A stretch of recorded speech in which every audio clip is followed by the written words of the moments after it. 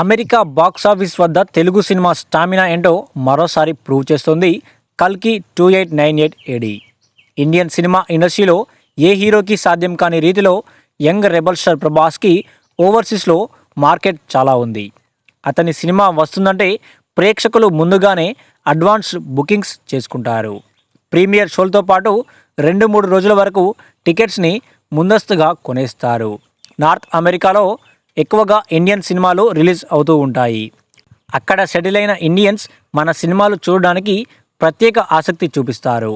Young rebel star Prabhas సినిమాలకి 2.5 నుంచి 3 millions collections రిలీజ్కి ముందే వచ్చేస్తాయి. ఆ స్థాయిలో డార్లింగ్కి నార్త్ అమెరికాలో ఫాలోయింగ్ ఉంది. ప్రభాస్ నటించిన కల్కి 2898 ఏడి జూన్ 27న థియేటర్స్లోకి వస్తోంది. ఒక్కరోజు ముందుగానే యూఎస్ఏలో స్పెషల్ ప్రీమియర్స్ పడబోతున్నాయి. ఈ ప్రీమియర్ షోల టికెట్స్ ఆల్మోస్ట్ క్లోజ్ అయిపోయాయి. ఇప్పటికే మూవీ అడ్వాన్స్ బుకింగ్స్ ద్వారా $2.5 మిలియన్ వసూళ్లు అయ్యాయి.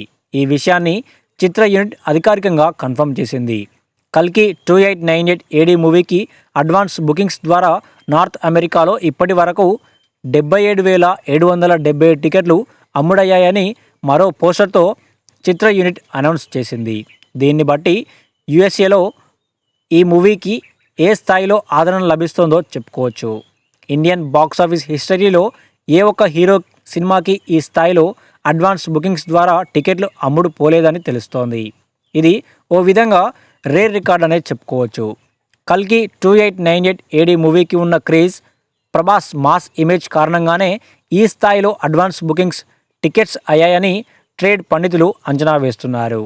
కల్కి 2898 ఏడి చిత్రాన్ని యూఎస్ఏలో ఏఏ క్రియేషన్స్, ప్రత్యంగిరా సంయుక్తంగా రిలీజ్ చేస్తున్నారు.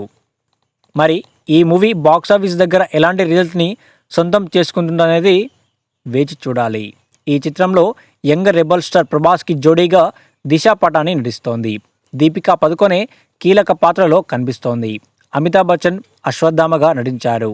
కమల్ హాసన్ కూడా ఈ సినిమాలో ముఖ్య పాత్రలో నటించారు.